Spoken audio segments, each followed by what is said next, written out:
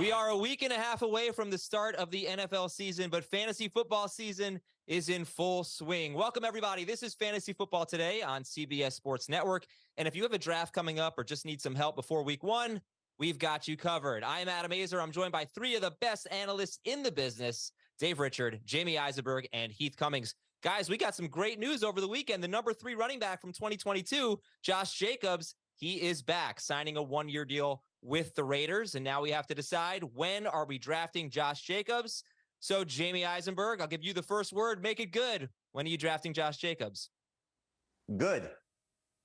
Oh, you said make the word good. Look, I think it's great news that Josh Jacobs is back. It's fantastic to have him, available without any restrictions, but there should still be a lot of concerns because he's going to be on a bad team. He's coming off a season with a lot of work. The passing role might not be the same because of the additions that they made, specifically Jacoby Myers, Hunter Renfrow going to be healthy. But I think you're still fine taking him in the second round. I think anybody drafting in the first round is making a huge mistake. There are better running backs available in the first round. There are better receivers that you should be taking in the early part of the second round. So middle to the end of the second round is the sweet spot for Josh Jacobs. Don't reach for him. Don't lose your league. Heath, you were someone who was, before the holdout, taking Josh Jacobs in the first round. Are you back there now? Because I think Jamey just said don't do it. So are you going to disagree with that? We'll just start off disagreeing right from the start. I'm absolutely back doing it. Listen, this position has been so negatively impacted over the last few years by the specialization of roles, by a great draft class kind of starting to age out. And now here recently by Jonathan Taylor's holdout, by Breece Hall and Javonte Williams coming off of an injury. Jacobs is a 25-year-old running back with the same coach who just gave him all of the touches, has no additional competition for those touches. He's a star and he's going to be a top 5 running back this season. All right, so let's talk about other positions. Josh Jacobs certainly helping us at the running back position, giving us some depth. Probably in round 2 is where his ADP will end up. But let's get one question for each position here on draft day. So for quarterback, according to Fantasy Football Calculator ADP, it goes back. You can look at previous years. This is the first time since 2014 that we have 3 quarterbacks being drafted in the first 2 rounds. Dave, I'm going to start with you. Should we take quarterback earlier this year? Yes, the answer is yes, but that doesn't mean round 1 when it comes to fantasy quarterbacks. And you'll see that in a lot of your home leagues. A lot of novices in fantasy football, they love gravitating toward the quarterbacks because they put up a lot of points, but they're passing up on other players at other positions that they need depth on in order to do it. I like going after a quarterback for a fair value. It used to be that I liked going for a quarterback for a steal, getting him late in drafts, feeling like I'm ripping off the rest of the league. I don't feel that way anymore. Now, if I feel like I get a quarterback at a fair value, Patrick Mahomes in round 2, Joe Burrow in round 4 or round 5, even Deshaun Watson at pick 100 overall, I think that's what we should be looking for. The top 3 quarterbacks, Mahomes, Jalen Hurts, Josh Allen, those are guys I'd start looking for about 20th overall on draft day. All right, so Jamey, as you look at the quarterback rankings and the quarterback tiers, at what point do we say, all right, I'm not super strong at quarterback? I mean, is it that top 8, top 6? You tell me, where is there the big drop off at the position? For me, it comes after quarterback 10. So I don't really want to target Deshaun Watson or Dak Prescott. I'm going to target guys ahead of them based on ADP. And thankfully, the ADP is starting to look a little bit more reflective of what most drafts look like. You're not seeing 3 quarterbacks going in the first round anymore based on the current ADP, which is fantastic. So for me, it's going to be, target one of the guys really in the second tier, because I don't really have much interest unless they fall to early round 3 to take any of the top 3 quarterbacks. I just think it's still too soon to take them in the first 2 rounds. So I'll take one of the guys that fall to round 3 if it's available to me. But really, I'm going to settle for the guys in that next tier, which is Lamar Jackson, Justin Fields, Joe Burrow, Justin Herbert. You want to put Trevor Lawrence in that tier, that's fine. But that's kind of where I live when I draft my quarterbacks. And then if I don't get one of those guys, I'm taking one of the 2 guys that I think have just immense upside, which is Tua Tagovailoa and Anthony Richardson. Richardson could be a top 5 quarterback based on how he's going to use his legs. It's going to be really fun to have to have Anthony Richardson on your fantasy team this year. Oh, man, it's going to be really fun to argue about Anthony Richardson later on in the show. But right now we have to argue about... you could be on the wrong side of history if you want to. It's fine. I liked you better when you were just saying good. But anyway, Heath, let's go to you and talk about running backs here. My question for you about running backs, are the mid-round running backs better this year than what we've seen in previous seasons? I don't know if the running backs themselves are better, but what we're seeing is higher ranked running backs are falling into the mid rounds now. It used to be that we might see 18 of the first 24 picks be running backs. And so then we get to that round 3, round 4, round 5, what became popularized as the dead zone. Well, that was because it was low end number 2 running backs who were going in that range. Now we often see where maybe not even 12 of the first 24 picks are running backs, especially if you get 3 of those quarterbacks in the first 2 rounds. So now you have guys with legitimate top 12, maybe even expectations, but definitely upside falling into round 3, round 4, round 5. I'm not sure that we all agree on which the right guys should be from that group. Like I look at this list and Miles Sanders just jumps out to me. Somebody else may think it's James Cook, but there are absolutely better options in those ranges than there have been in past years. All right, I'll just go to each of you. Just give me 2 names that you think you might be able to get in rounds 5 through 7 at the running back position that you're going to gravitate toward. Heath, you can start. 2 running backs in rounds 5 through 7 that you think will be there that you'd take. Yeah, Miles Sanders and James Cook were both on that last list. I'll take them. Jamey? Yeah, I mean, again, if you look at the updated ADP, you're getting J.K. Dobbins there still, which is fantastic. He's going to have a breakout season, and Rachaad White for sure. I like the situation for both those guys. Dave? Rachaad White, especially if we're talking about round 7, and I still think Breece Hall has league-winning upside. If you can find him in round 5, do not hesitate. All right, you can find Dobbins, James Conner, Alexander Madison. Great depth there. Wide receiver question, Dave Richard, you can start. How important is it to draft a wide receiver, at least one, in the first 2 rounds? Well, let's start with what your league scoring system is.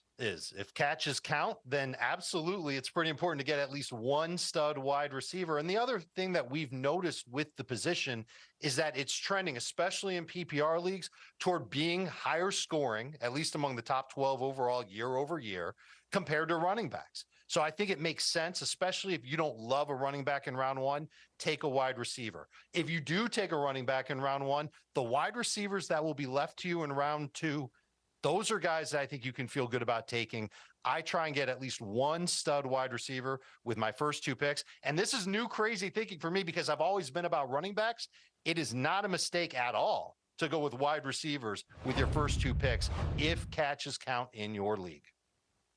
Heath, if you don't take a wide receiver in rounds 1 or 2, what do you do after that? Just load up? Yeah, I mean, it's really going to depend. Like Dave mentioned the scoring settings, and there is a big difference between full PPR to half PPR to non-PPR. So like, I'm not talking mostly about full PPR at this point. Like if I don't have one in the first 2 rounds, I better be elite in 2 other places. If I'm picking early in round 3, then it's easy for me. I'm looking to target someone from that Jalen Waddle, T. Higgins, Devontae Smith, Chris Olave group, because those guys, at least 2 or 3 of them, they're usually there early in the round. If I'm picking later in the round, it gets a little bit more complicated because there is a pretty big range of guys that are going from, say, pick 32, 33, all the way into the 50s. I'm not sure there's a huge difference there. So you don't have to panic and force it. But particularly if you're early in round 3, I want to get one of those young number 2 wide receivers. Finally, a tight end question. Go to Jamey Eisenberg here. Jamey, what is great or late?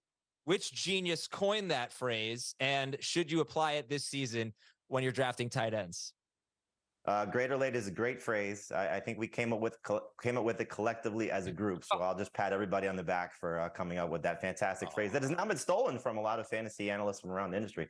What it means is you want to take probably one of the first 2 guys. I think we see the group that comes after Travis Kelce and after Mark Andrews as sort of a bridge to, where the late part is. So it's hard to necessarily call them great, but I certainly wouldn't put them in the late category. The group that should start with Darren Waller, TJ Hawkinson, Kyle Pitts, Dallas Goedert, and George Kittle. ADP does not reflect that. George Kittle still going as the 3rd tight end off the board, which I don't understand why. But Travis Kelce should be a first-round pick. He was 5 PPR points better than the 2nd tight end last season in terms of points per game. He's just obliterated the field since taking the torch from Rob Gronkowski in the 2018 season. So it's been fantastic to watch Kelce just continue to produce.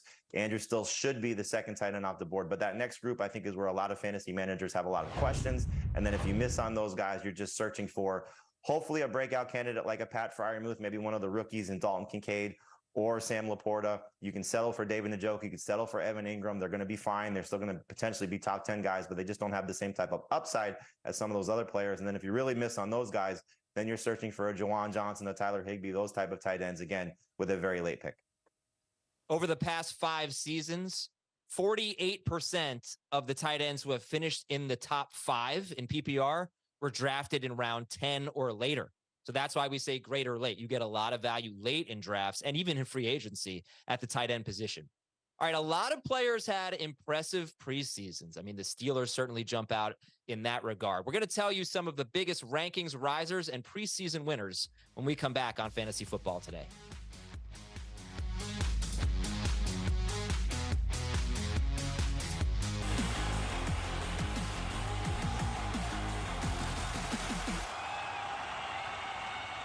Over the past 3 weeks, we've watched a lot of preseason football. Some offenses have really shined. The rankings have changed. Position battles have been determined. Let's talk about some of the preseason winners and the rankings risers. Jamey, who has stood out to you? Who has moved up the most over the preseason? It's a guy who hasn't even played a snap in the preseason, and he really didn't move up for me. It just solidified where you should be drafting him, which is as a borderline number 1 running back, and that is J.K. Dobbins. I just love the setup for him. In Todd Monken's offense, we're going to see him featured as a pass catcher, which he did pretty well at Ohio State, just hasn't really shown that yet in his NFL career because of the offense that he was previously stuck in. But I think this is going to be one of the better offenses in the league. I think you're going to see a great year for Lamar Jackson. And I think J.K. Dobbins is going to finally have that season that we've been waiting for. So I draft him in round 4. You can get him in round 5. He has top 10 upside. He could challenge to be a potential league rushing champion if they use him the right way. But I just love the setup for him. So big year coming for J.K. Dobbins this season. You also have Anthony Richardson, who we'll talk about in a bit. He's on Heath's list as well. James Cook, DJ Moore, Dobbs, and Kincaid. Jamey, are you taking Dobbins over James Cook? Oh, for sure. Yes. And I think you'd be making a mistake if you're not doing that. You know, there's a situation clearly where James Cook could be fantastic, but we know what Buffalo has been. Josh Allen steals a lot of rushing touchdowns. They don't necessarily throw to the running backs to the level that we would like, given the quarterback play that they have there. And Damian Harris, unfortunately, looks like he may be a factor as well. So you should absolutely be taking J.K. Dobbins over James Cook, although James Cook still does have breakout potential. I want to talk about DJ Moore, guys. So obviously he's had a good preseason, had a long touchdown catch, nice play in the 3rd preseason game as well. But here's where DJ Moore has finished per game in his last 4 seasons in PPR. Per game, 14th, 26th, 26th, 36th. Dave, he was one of the biggest disappointments last year. Why is this year going to be different for DJ Moore on an offense? I like Justin Fields a lot. I just don't think Justin Fields is going to throw that often. I don't think he's going to throw for that many yards. I don't think he's going to turn into Josh Allen. Then again, I didn't think Jalen Hurts would be Jalen Hurts last year. So why is this year different for DJ Moore? And would you take him as a top 36 pick? I don't think we thought Josh Allen would be Josh Allen once upon a time. And then he goes and gets Stephon Diggs, and he did pretty well. Look, Justin Fields, and you saw it in his last preseason game, not the most accurate thrower, but he's going to look for DJ Moore a ton. I was at Bears minicamp in June. Justin Fields has that connection with DJ Moore. Saw it firsthand. We saw it in the preseason game. There was a great throw in the 3rd week of the preseason that DJ Moore made. It was a nice catch and run. He had like almost 30 yards after the catch on the play. Look for him to have a new career high in targets. That means he's going to have a new career high in catches, yards, and maybe even match the 7 scores that he's had previously in his career. He's never finished as a top 12 wide receiver in PPR in points per game. I'm not sure he's going to do that this year either, but I'm willing to bank on him being closer to 15, maybe 18 among wide receivers. I would hesitate to take him with a round 3 pick. I think he's okay in round 4. Let's take a look at Dave's breakout or preseason rankings risers, preseason winners here. And Jahmyr Gibbs is one of them. And look, this could be a breakouts list, I suppose, as well. But let's talk about, Dave, not just Jahmyr Gibbs, but run us through your list for a minute here. So you're going to see a bunch of running backs on this list. The 2 that I'm looking for later in my drafts are Jaylen Warren with the Steelers and Roschon Johnson with the aforementioned Chicago Bears. Johnson, the rookie, looks like someone that can play on passing downs. He was playing on 3rd downs with Justin Fields as recently as this past weekend. And Jaylen Warren has been making highlight plays, not just in his preseason games, but also in practice. And I think there's an opportunity for both of them to be the lead backs of their respective teams by the time we get to Halloween. Draft them both, look for them in round 9 or later, and then be patient with them. You would hate to be the guy in your fantasy league that drafts one or both of these running backs and then cuts them after the first 3 weeks of the season because they're not doing anything for you. Patience is key in fantasy football. These guys are going to come through to help you win your leagues later in the year. So, Heath, I want to talk about Jahmyr Gibbs. Let's say we're in round 3, and I'm going to give you a bunch of running backs. I think about 5, right? We got Mixon could go in round 3, Gibbs, Stevenson, ETN. Maybe Aaron Jones would fall in there, but let's go with those four, right? Mixon, Stevenson, ETN, and Gibbs. How would you rank them in round 3? Yeah, I'd put Gibbs at the back of the group, but he has as much upside as just about anyone in that group. The thing that's really difficult with him, and you've done a good job of talking about it, like rookie running backs can come in like Alvin Kamara did and not have a huge role in the running game and still be so good in the passing game that it doesn't matter, especially in a full PPR league. And I think Gibbs has that type of pass catching profile. But we saw this with this same offense last year where we all wanted DeAndre Swift to get a lot more touches than he did when he was healthy. And we didn't really want Jamal Williams touching the ball that much. Dan Campbell loved Jamal Williams early in last year. He absolutely loves David Montgomery, who's a better player than Jamal Williams is. So I'm not sure that Gibbs has the type of workload unless he catches 75, 80 passes to be a top 12 running back. We also saw Gabe Davis on Dave's list of preseason rankings risers. And this is kind of like the FFT sleeper at one point, or post-hype sleeper, whatever you want to call him. We like Gabe Davis a lot. Would anybody take, I'll throw it to the whole group here, would anybody take Gabe Davis over a rookie wide receiver, Addison, JSN, Flowers, Johnston? I mean, all of them. Would you take Gabe Davis ahead of your favorite rookie wide receiver? I'll go first. I'll say no. I think Jordan Addison has 1,000 yards and 7 touchdowns written all over him. This is a Vikings passing offense that should be good. And I would rather have that number 2 receiver. And this sounds silly. I'd rather have the number 2 receiver with Kirk Cousins than the number 2 receiver with Josh Allen. But I think that has more to do with who else is catching passes in Buffalo versus who else is catching passes in Minnesota. Gabe Davis just looks healthy this year, and he's certainly in sync with Josh Allen. Saw that in the preseason games. He's got plenty of upside. I just think Addison has a little bit more. If you're looking for upside, though, Davis has more than any of the rookie wide receivers, because if he does hit, he's going to hit in a big way. Addison will have more receptions, and I think he's the one you should draft first. But if Davis hits and reaches his potential, he will absolutely obliterate the rookie class. Yeah, I'm drafting Davis over all the rookies in all formats except for Addison in full PPR. But it's a best ball league, you definitely want Davis. It's a non-PPR league, you definitely want Davis. Half PPR, I have Davis and Addison pretty close. But I do think, like, when you look at his season last year, and you really have to factor in the ankle injury for Davis and the elbow injury for Josh Allen. And if we get 17 games of both those guys healthy, Gabe Davis might have the type of year we all thought he was going to have last year. All right, Heath, let's take a look at your preseason winners, your rankings risers here. We're going to focus on Anthony Richardson, but who else is on your list? Yeah, and I'm really focused on like guys who solidified themselves in one job. Sam Howell winning the starting job for Washington, looking very comfortable in Eric Bieniemy's offense. Khalil Herbert solidifying his hold for now on that number 1 running back job in Chicago. Sam Laporta sounds like he's a full-time player for the Detroit Lions at tight end, which we don't often get from rookies that early in their career. The one exception here who didn't have to win a job is Calvin Ridley, just looking like Calvin Ridley from a few years ago. Okay, so Anthony Richardson, really since you guys broke it down after the NFL draft, you've been higher on Richardson than fantasy drafters. His ADP, his average draft position, is right around QB 14, 15, 16. I looked at several different websites. You all have him as a top 12 guy. I think Jamey and Heath have Richardson 9th. So, Jamey, what am I missing here with Richardson? I get the logic of taking him earlier than his ADP because of the upside, but man, like, this guy's not a good passer. He was 6 of 17 in week 3, and you were like, he's a winner, hooray. What am I missing here? Well, let's, of course, judge him based on his preseason performance, because that's a great way to go about figuring out how good a player is going to be. I think you just got to go based on history. And history tells us that quarterbacks who run have a higher success rate than quarterbacks who don't, especially if they're getting to that 700-yard mark. If he's going to rush for 700 yards or more, that's happened 16 times since 2010, 2 of which were rookies in Robert Griffin III and Cam Newton. But if he rushes for at least 700 yards, all 16 times that's happened, the quarterback has scored 19.9 fantasy points per game or higher. And so that basically puts him on the cusp of a number 1 quarterback to begin with. I think Heath will tell you he has him projected for close to 1,000 yards, if not over. Our Sportsline projection has him over for 1,000 yards rushing already.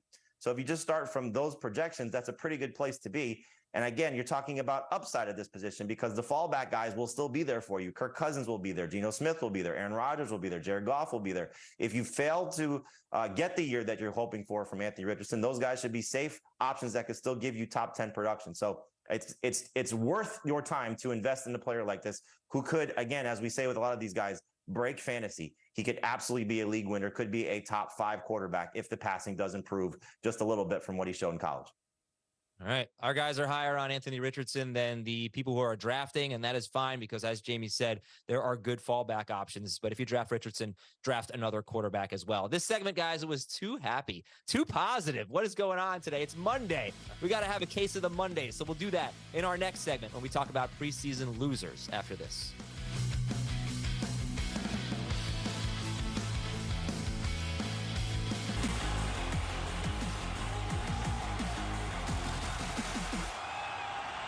Welcome back to Fantasy Football Today here on CBS Sports Network. We're going to talk about preseason losers in just a moment. I'm Adam Azer with Dave Richard, Jamey Eisenberg, and Heath Cummings. Heath, quick question for you.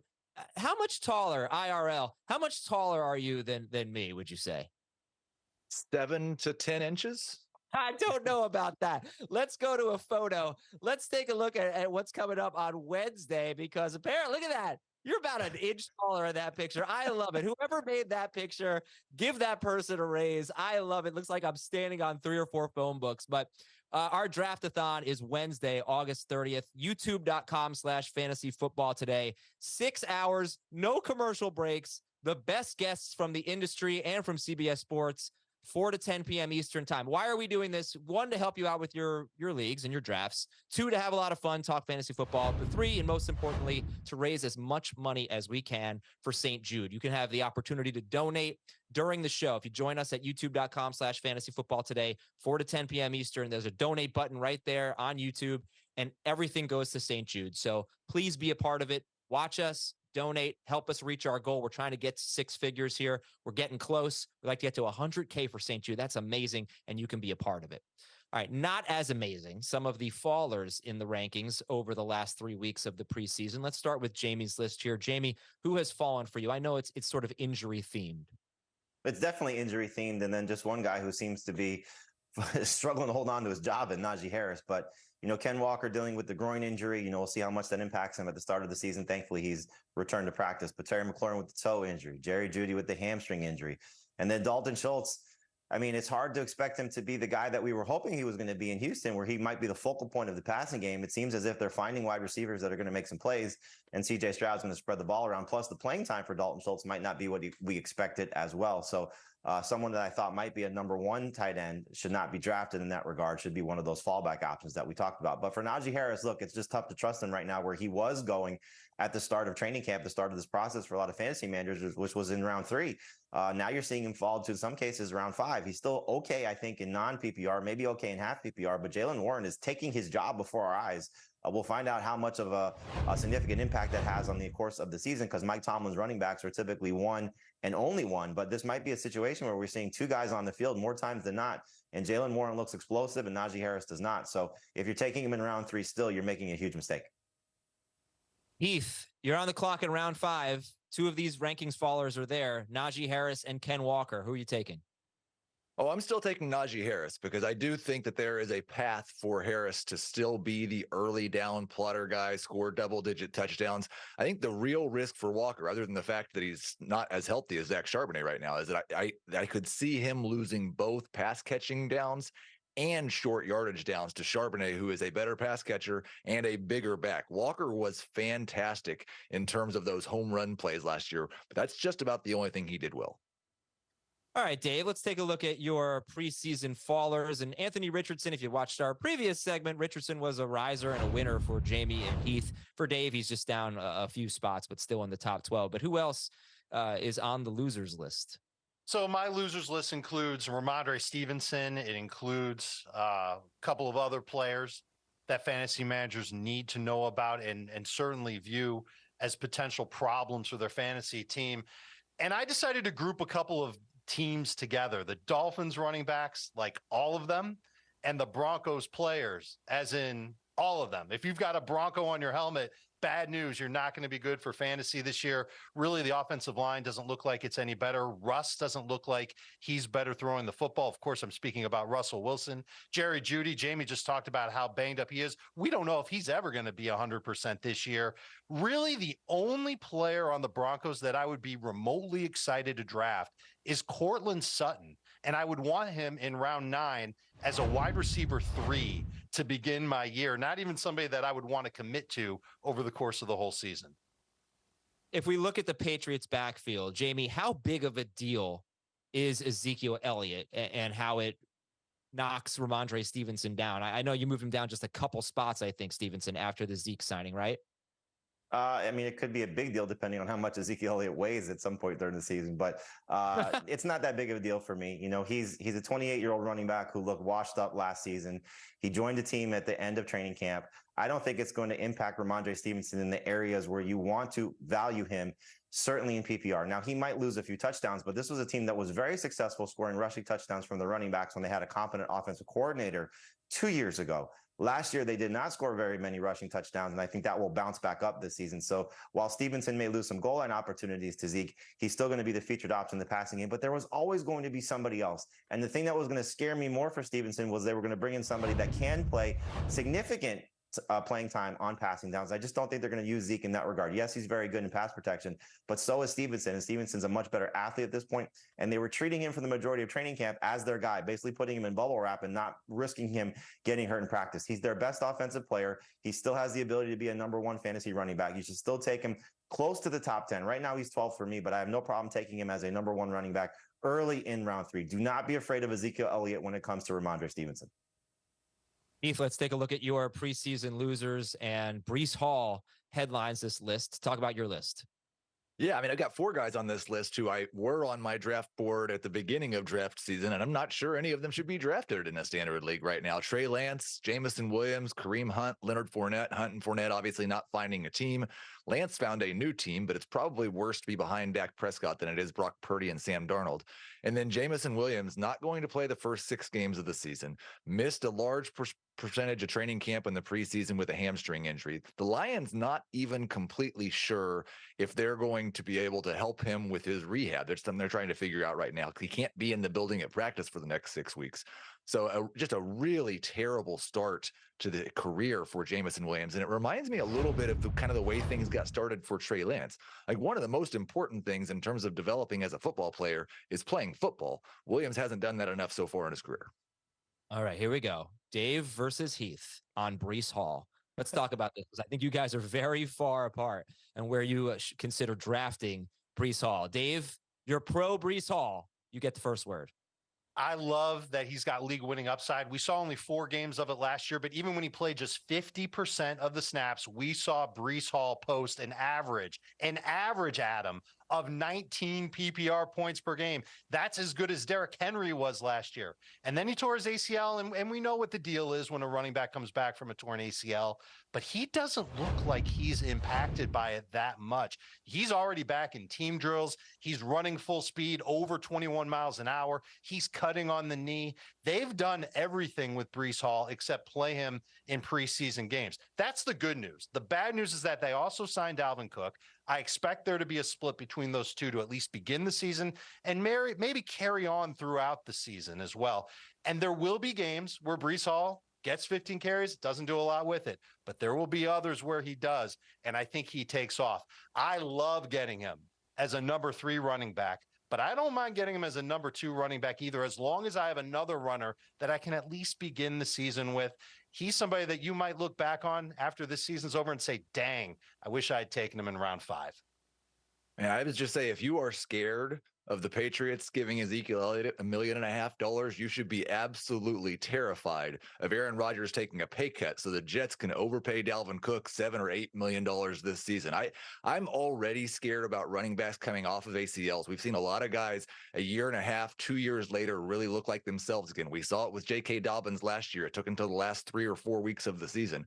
So that was a concern with Breece Hall in the first place. If he's not going to be a full-time back, if he's going to be sharing with Dalvin Cook, and I don't think we should expect him to be as efficient as he was last year. It's one thing to run 21 miles an hour, and that's fantastic. But he has already talked about how things are still a little bit sore, that some of the cuts he still doesn't quite trust. That's going to be a thing that plagues him for at least the first half of this season. He's an elevated injury risk. I wouldn't draft him until round 6.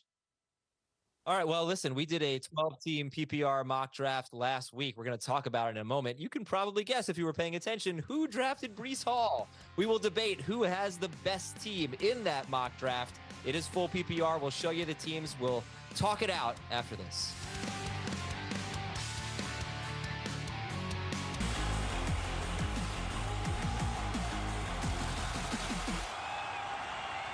Welcome back to Fantasy Football Today. We draft all the time. We have a draft tonight, our podcast league draft, probably 5 or 6 drafts this week. Well, the most recent one we did together was, I believe, on Thursday. It was a 12-team PPR mock draft. And now we have to decide who has the best team. We're playing a game called Defend Your Team. Heath versus Jamey, Dave versus Adam, and then we'll match up the winners. So let's go to our first round matchup. Heath Cummings versus Jamey Eisenberg in this 12-team PPR league. We'll look at your starting lineups. You guys can reference your bench if you want to. This league starts 1 quarterback, 2 running backs, 2 wide receivers, a tight end, and a flex. All right, Heath Cummings, you are up. Defend your team. Tell me why it's better than Jamey's. I think I've got the case here that I might have the best quarterback in fantasy football. I might have the best wide receiver in fantasy football. I think I have 3 top 20 running backs once Alvin Kamara comes back.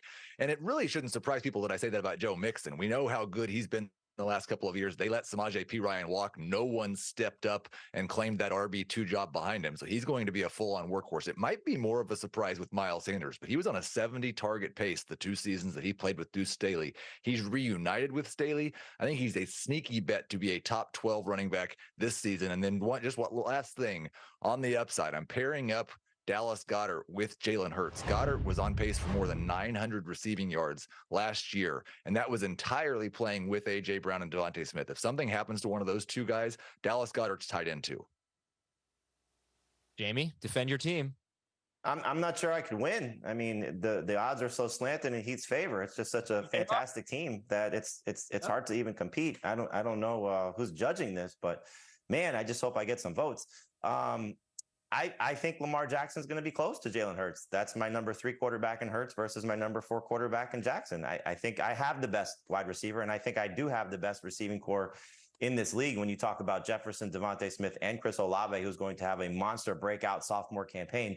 But as Heath said, while Jalen Hurts is also throwing to Dallas Goedert, he's going to be throwing to Devontae Smith as well. The thing I think that will keep this competition close is if David Montgomery is close to Miles Sanders, because J.K. Dobbins, in my opinion, is already close to Joe Mixon and what the production will be this year. And then can Dalton Kincaid have that breakout rookie campaign at the tight end position to keep things close with Dallas Goedert? But I think as a receiving core, when you talk about starting 2 wide receivers and a flex, no one will touch me in this league when it comes to those 3 guys in the PPR league.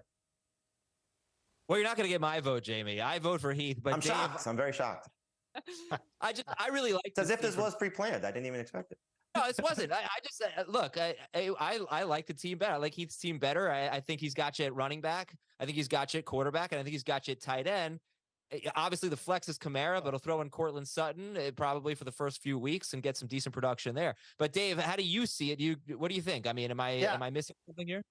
I mean, I was hoping to get a vote here, Adam, because Jamey did what a lot of fantasy managers are doing this year, and that's loading up on wide receivers early. I believe his first 3 picks were all wide receivers. They are all top 33 in our consensus PPR ADP. You can't argue with those wide receivers, and you can't see it on the screen, but behind J.K. Dobbins and David Montgomery, Jamey has Cam Akers, Brian Robinson, and Samaje Perine at running back. So he's got enough at running back to find 2 starters every week. You're pairing that with Lamar Jackson. You've got the upside of Dalton Kincaid. Adam, that's the better team between these 2.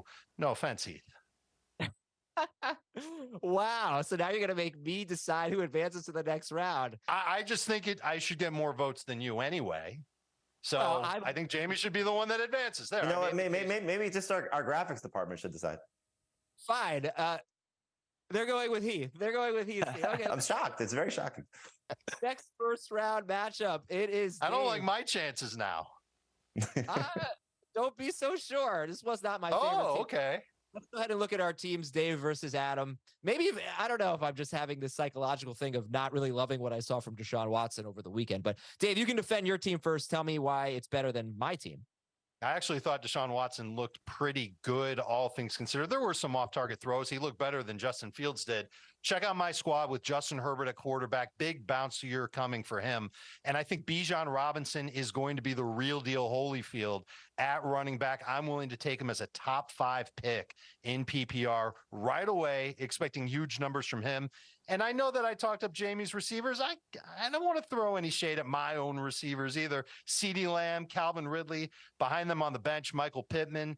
I think that my wide receivers are going to be pretty good, but check out my flex. It's Breece Hall if I want to use him over Michael Pittman. He's on my bench. Jalen Warren and Roshan Johnson, they're on my bench. I even have insurance for George Kittle at tight end. Evan Ingram is there. This team is loaded, and I think I've got a great shot to compete, not just because I've got great wide receivers, but because I've got that depth at running back and a top 5 potential quarterback and tight end in Justin Fields and George Kittle. I personally would be a little bit nervous starting Michael Pittman and Rachaad White. I think they could be on 2 of the worst offenses in football. So that's not great, but I do think I'd give a slight edge to your team. I guess I should really let, why am I talking? You know what? Forget that. My team's better than yours. If you like Deshaun Watson this weekend, Dave, then I like Deshaun Watson. My running backs, I think, are better. I like your RB1 better, but my RB2 is significantly better, in my opinion, than your RB2. I think our starting wide receivers are pretty similar. St. Brown and Debo, Lamb and Ridley. I will give you a slight edge there. You've got me probably at tight end, but not necessarily. Moore is a much better flex than Pittman. What it comes down to is I wish I had a top 8 quarterback, and just that has become something that's become very obvious to me when I draft. I want a top 8 quarterback. I don't have a top 8 quarterback. I don't have a top 7 tight end. Not my favorite combo. Jamey, oh boy, I'm not sure. Jamey and I are not seeing eye to eye today, but I will let you and Heath vote. Jamey, who has the better team? I think they're very comparable. The thing that sways it for me in your favor, Adam, though, is your flex option of DJ Moore. I think you like you said, your receiving core, they're very, very good. Both these teams are very, very good. But Dave has 2 top end guys. I think you have 3. So Pollard and Bijan Robinson. That's my number 3 running back in Robinson. My number 4 running back in Pollard. Like you said, I agree with you. Madison's a better number 2 running back than Rachaad White is. Herbert's got an edge over Deshaun Watson, but I'm really curious to see if George Kittle's going to have that much of an edge over Pat Freiermuth. I have that much excitement for Freiermuth in his 3rd season. So the fact that you have DJ Moore at your flex, I know Dave said he could put Breece Hall there, but I would take DJ Moore almost 2 rounds ahead of Breece Hall at this point. Your flex is kind of what sways it for me. So the fact that you have those 3 wide receivers, I'm going to give you the edge. Okay, Heath, who wins? Very, very close matchup here. Like, I think the answer might be how many weeks does Dave waste starting Michael Pittman before he finds somebody else to put into that flex spot? And at that point, Dave probably becomes better than your team. I share your concerns, Adam, about Deshaun Watson. I think it's been underplayed this offseason, just how bad he was in the final 6 games of last year. And I've not seen very much to make me feel better about it. So maybe you have a slight edge on the rest of the team, but I think Dave might have 5 points per game on you at quarterback. I'm going to give it to Dave. Congratulations, Dave. Let's go to our final round. Dave Richard versus Heath Cummings. Who has the better team? Jamey, why don't you and I talk this one out here? So I'm a big fan of Heath's team. I'm going to give him the victory here. I think he's got the better quarterback. I don't know. I mean, it's very close, but I'm going to go. Does he have the better running backs? Does he have the better wide receivers? You know what? I'll just let Jamey decide. Jamey, who wins? The best quarterback that I see is Lamar Jackson. The best running backs are David Montgomery and no, I you know what? I think this is going to end in a tie, and I would beat you in the consolation game, so I would get the victory as a result. So a tie goes to this matchup here, and then the best team that's not in the championship game would win. That's my bad. We didn't do decimal scoring, so the championship matchup ended up in a tie. Congratulations to both Dave and Heath. Up next, we are answering your questions. It's Fill in the Blank coming up next on Fantasy Football Today.